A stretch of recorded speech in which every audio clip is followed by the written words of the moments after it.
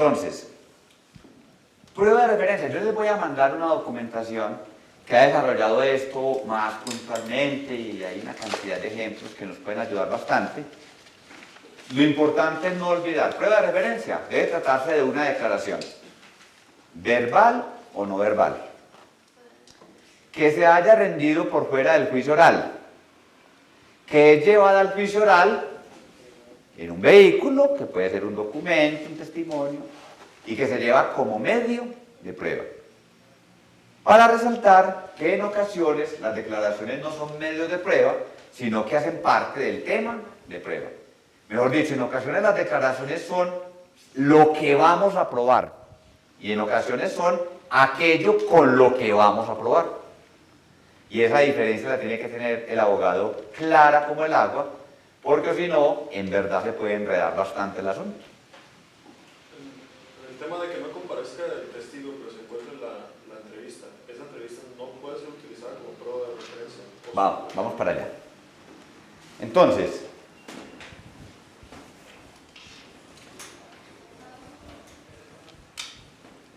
primer reto, establecer si es o no prueba de referencia. El primer reto. Y ya vimos la lista de chequeo. Declaración, verbal, no verbal, rendida por fuera del juicio oral, que llevamos al juicio oral como medio de prueba. Segundo reto, establecer si es o no admisible. Regla general, ¿admisible o inadmisible? Es inadmisible, ya vimos la razón, ¿no? Artículo 438, leámoslo por favor, a ver qué es lo que nos dice el legislador.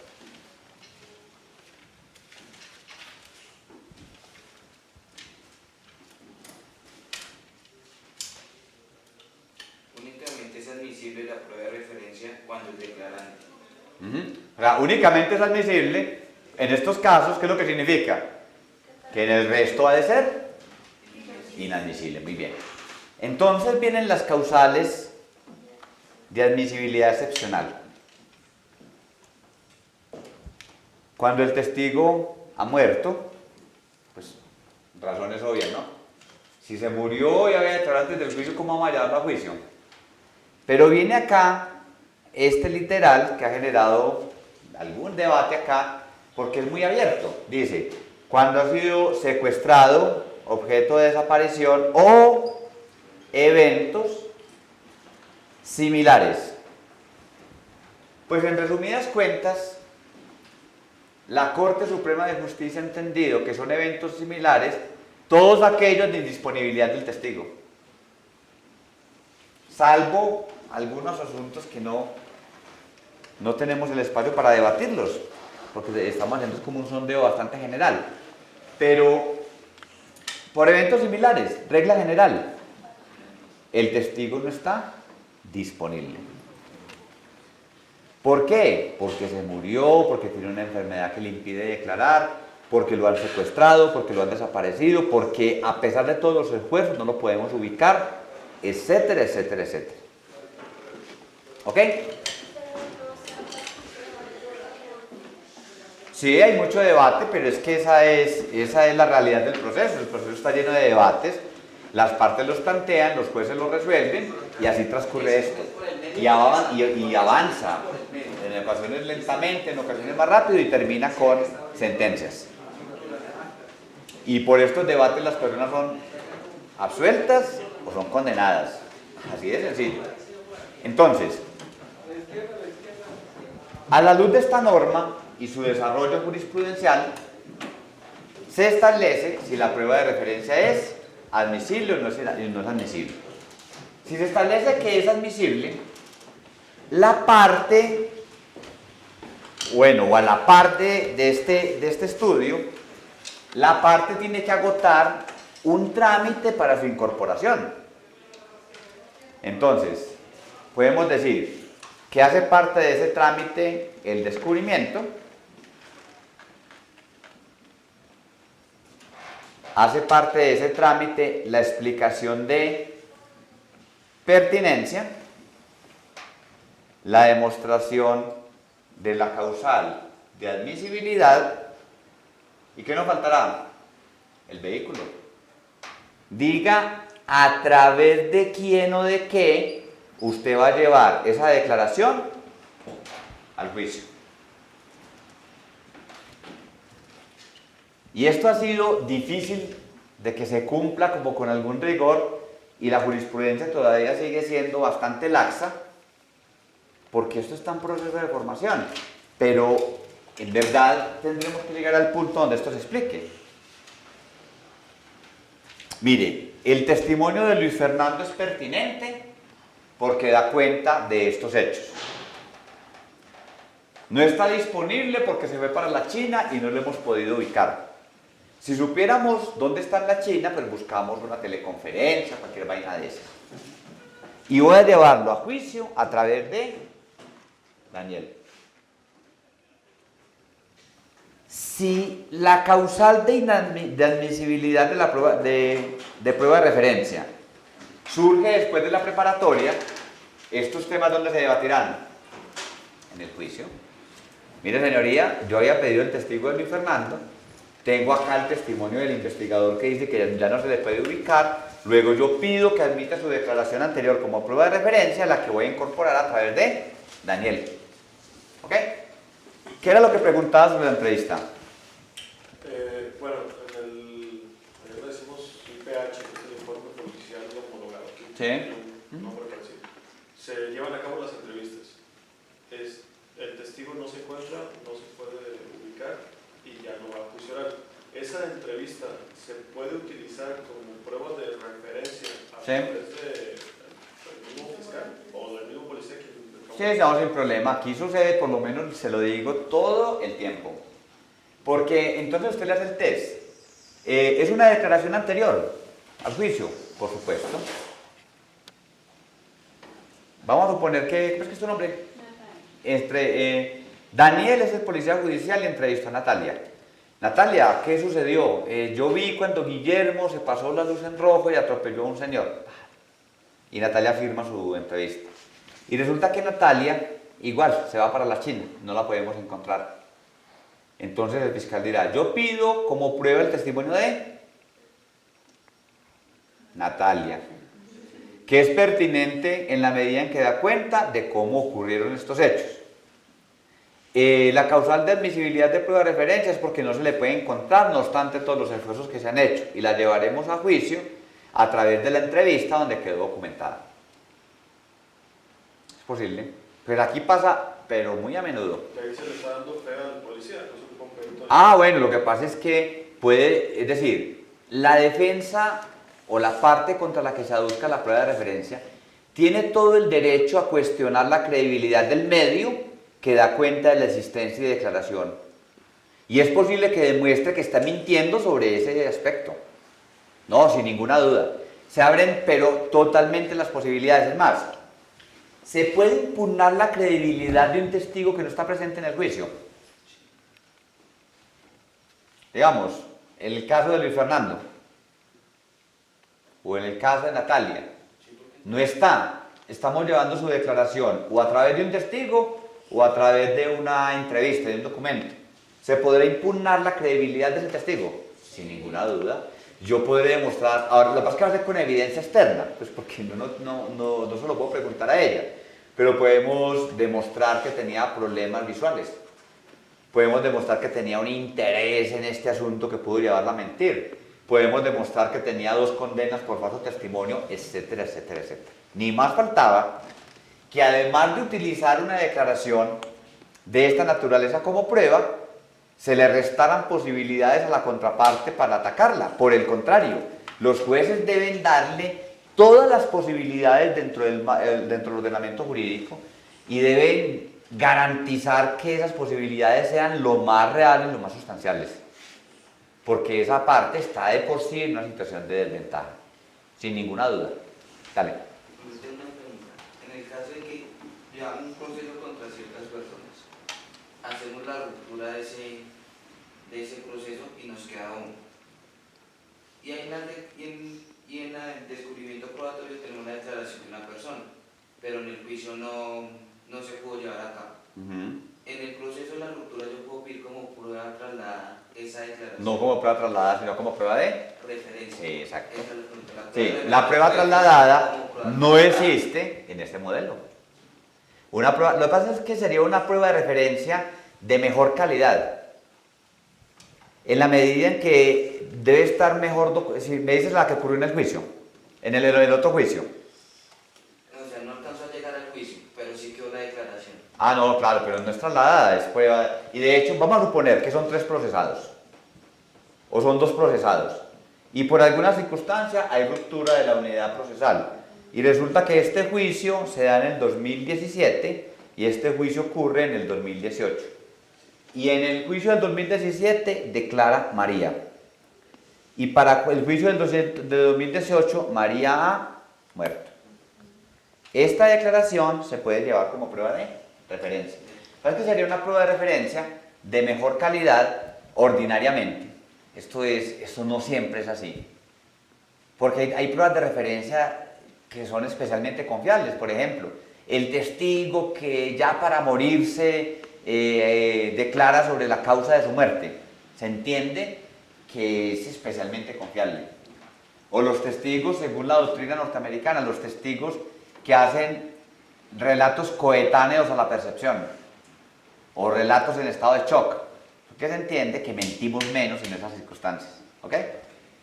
Pero una declaración rendida ante un juez con posibilidades de contrainterrogatorio, así sea por otro, pues puede ser evidencia de mejor calidad, puede serlo.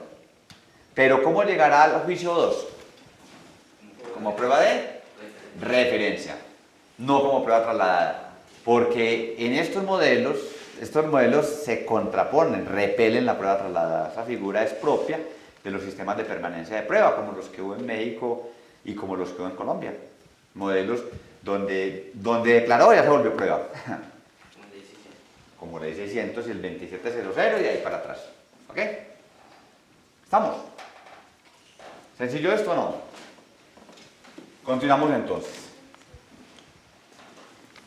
¿Qué tratamos hoy? De prueba testimonial, derecho a la confrontación y sus elementos estructurales.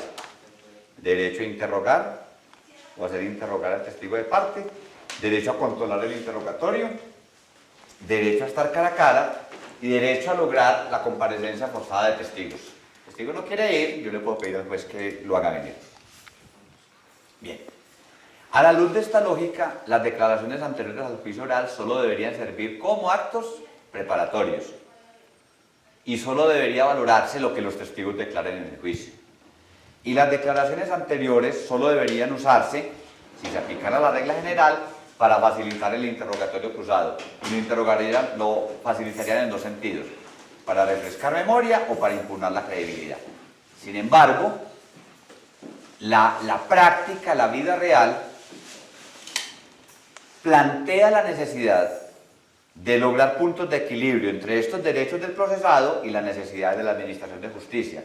Por ejemplo, cuando un testigo que ha declarado por fuera del juicio no está disponible para hacerlo en este escenario.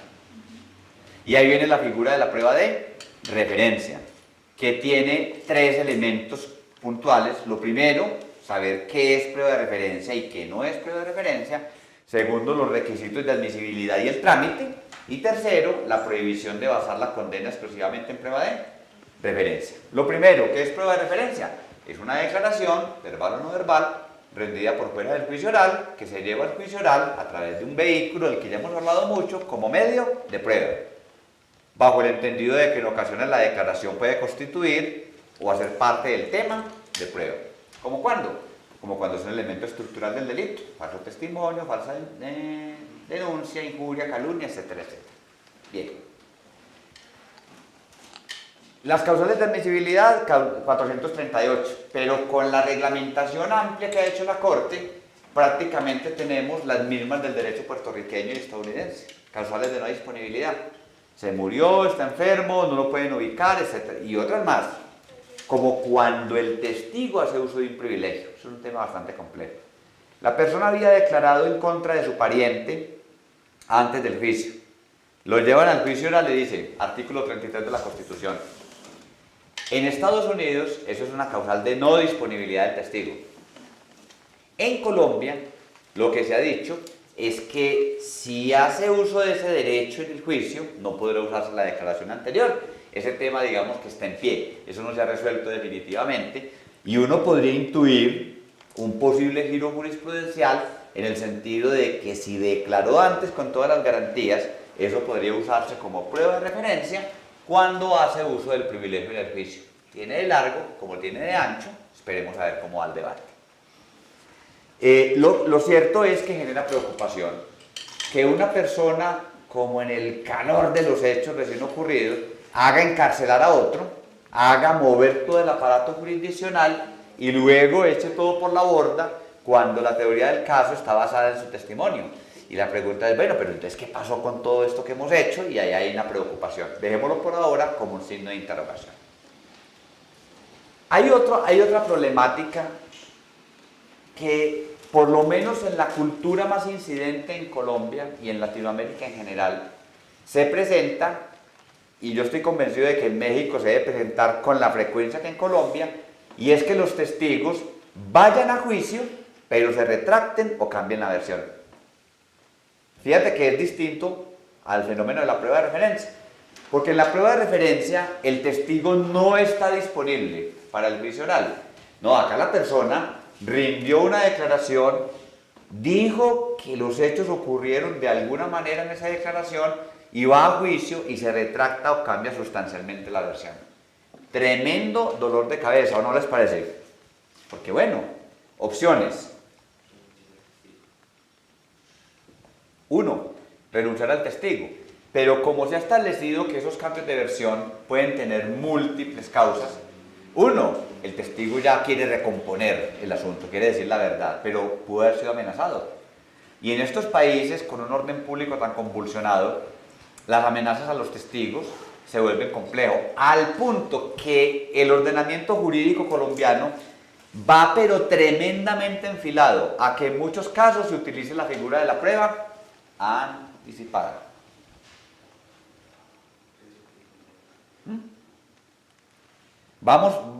En ciertos casos vamos para la prueba anticipada, como una forma de enfrentar este fenómeno. Pero bien, miremos qué pasa cuando el testigo se retracta. Entonces, opciones. 1. De mala la parte cuando su testigo se ha retractado o cambiado la versión. Pero de mala la parte también puede ser de mala la justicia, porque entonces podría estarse dando la razón a quienes utilizan ciertos mecanismos para lograr que los testigos no digan la verdad. Pero es también complejo porque puede haber cierta tendencia a pensar que la verdad siempre estará en la primera declaración y no en la segunda. Eso también es un sesgo bastante complejo, porque es posible que la verdad corresponda a lo que el testigo ha declarado en el juicio.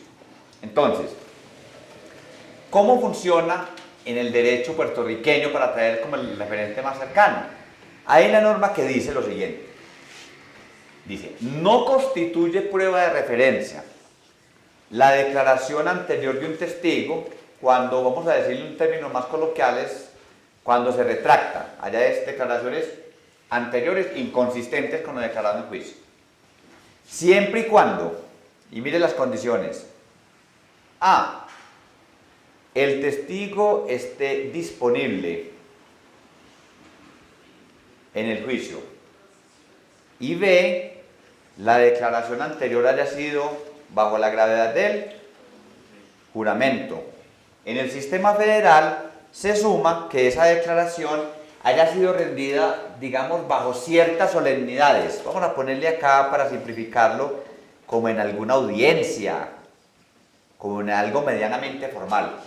Pero este requisito no está en el sistema puertorriqueño.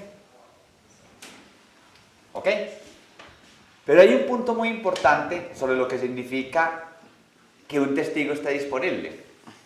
Un ejemplo ocurrido acá en Colombia, exactamente en Medellín, y como ese muchos, en un caso de homicidio. El testigo antes del juicio, normalmente los testigos, cuando está recién ocurrido el fenómeno, suelen declarar muchas veces por la rabia o porque tienen, comillas, la sangre caliente, pero luego empieza ese proceso de temor y una cantidad de fenómenos que ustedes se podrán imaginar. Entonces el testigo lo llevan a juicio. Y el testigo le dice al juez, mire juez, yo ya entendí lo que usted me advirtió sobre falso testimonio, me puede encarcelar, haga lo que quiera, pero yo no voy a declarar. Entonces la Fiscalía incorporó la declaración anterior como prueba. Pregunta, según estas reglas, si estuviésemos en Puerto Rico, y vamos a suponer que la declaración anterior fue una declaración juramentada por el fiscal, una declaración bajo juramento tomada por el fiscal, digámoslo mejor, ¿sería admisible como prueba según estas reglas? ¿Por qué? Hagamos la lista de chequeo. Porque se retractó. ¿Se retractó? El testigo está disponible para el juicio. Ajá. Y la declaración que hizo posteriormente. Anterior. Anteriormente fue juramentada. ¿Qué opina? Pero me perdí un poco. Él ya no quiere declarar, pero no se está retractando. ¿Sí? Ah, no, las cosas suceden como se lo estoy diciendo. No quiere declarar. No es una retractación como tal. Ahí sería una disponibilidad del testigo, ¿no? ¿Por qué? ¿Cuál es el problema de la disponibilidad? De que esté disponible para declarar. Ok. Entonces, aquí hay dos cosas. Primero, que no hay una retractación en sentido estricto. Lo que tenemos es un testigo que está físicamente disponible, pero realmente no está disponible, porque debemos entender que solo lo estará cuando es posible interrogarlo y contrainterrogarlo.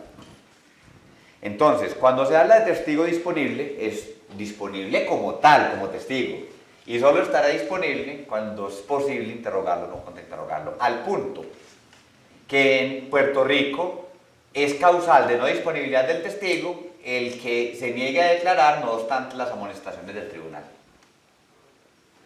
Es un concepto material de disponibilidad. Entonces, para que una declaración anterior al juicio oral pueda usarse como prueba, no de referencia, sino como prueba, sin esta cortapisa del 381, de la que vamos a hablar para finalizar, debe suceder, primero, que el testigo haya rendido una declaración anterior al juicio oral. En Puerto Rico, bajo la gravedad de juramento. En Colombia, no importa si fue bajo juramento o sin juramento. Es que tenemos un sistema más laxo. Segundo, que el testigo comparezca al juicio oral. Pero muy importante, tercero, que esté disponible para ser interrogado y contrainterrogado. Es disponible como testigo. Así yo como testigo no quiera. Ahí no está disponible. La disponibilidad es cuando... La disponibilidad es cuando es posible realmente interrogarlo y contrainterrogarlo. Y cuarto, que la declaración sea incorporada al juicio. Cuando no es posible contrainterrogarlo, porque el testigo se niega, se tratará como prueba de... Exactamente, se tratará como prueba de referencia. Es decir, que el límite entre la prueba de referencia y el testimonio adjunto es la posibilidad real de contrainterrogatorio. Así el testigo esté en juicio. El límite trascendente es que en verdad sea posible el contrainterrogatorio. Porque si el elemento más importante de la prueba de referencia es la confrontación, y el elemento más importante de la confrontación es la posibilidad de contrainterrogar al testigo, si el testigo no es posible contrainterrogarlo, eso equivale a que se incorporara su declaración anterior y el señor no haya ido al juicio. Mejor dicho, ¿qué diferencia hay con que el señor está en la China a que vaya al juicio y diga yo no le voy a contestar ninguna pregunta? Dígame una diferencia sustancial. ¿Existe o no existe? Realmente no existe. No existe, pues tenemos al señor ahí, pero no te quiere contestar. Y hay cosas en la vida que se pueden hacer por la fuerza y otras que no. A ti te pueden tomar una muestra de cabello por la fuerza, de hecho una muestra de sangre por la fuerza, pero no te pueden obligar a declarar por la fuerza. Si alguien no quiere declarar, pues lo amonestarán y le dirán, eso puede constituir un delito, cualquier cosa de estas, pero no es posible hacerlo por la fuerza. Entonces en esos eventos, eso se tratará como prueba de referencia. Esto entraña para la parte todo un ejercicio de mucha paciencia, porque es posible que entre la retractación o el aceptar o demostrar que hay una retractación, haya que el testigo acuda a muchas evasivas. Por ejemplo, el testigo diga no recuerdo. Si el testigo dice no recuerdo, es posible que te toque hacer como una especie de refrescamiento de memoria previa y tú sabes para dónde va el asunto, pero tienes que tener mucha paciencia para demostrarle al juez que estamos en un evento de retractación. Y el juez tiene que entenderlo, no porque tú se lo expliques, sino porque lo demuestres. Recuerda lo que decíamos al comienzo. No es tanto que yo diga, voy a impugnar credibilidad, no, demuestre con el interrogatorio que estás impugnando credibilidad. De la misma manera, voy a refrescar memoria, no, es importante que demuestres que en este caso es legítimo usar algo para refrescar memoria. De la misma manera acá, tienes que tener la paciencia para que el juez note que el testigo se ha tornado hostil, se está retractando, está cambiando su versión, y al final la parte logre que la declaración anterior se incorpore a lo que el testigo diga en juicio, de tal manera que ¿cuántas declaraciones tendrá ante sí el juez? 2. Y luego tendrá que explicar por qué le cree más a la una que a la otra. En España existe una regla expresa en virtud de la cual el juez tiene que explicar por qué le cree más a una versión que a la otra. Nosotros no tenemos esa norma, entre otras cosas porque el testimonio adjunto no está expresamente reglamentado en la ley colombiana. Eso ha sido más de creación jurisprudencial, sin ninguna duda.